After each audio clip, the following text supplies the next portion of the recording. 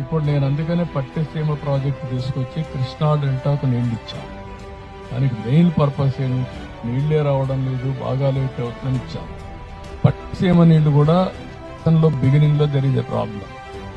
అక్కడ నీళ్లు రావాలి, గోదావరి జిల్లాలకు నీళ్లు ఇవ్వాలి, నారుమళ్ళకి మళ్ళీ ఇక్కడ తీసుకురావాలి. అది ఒక వారం 10 రోజులు అవుతుంది.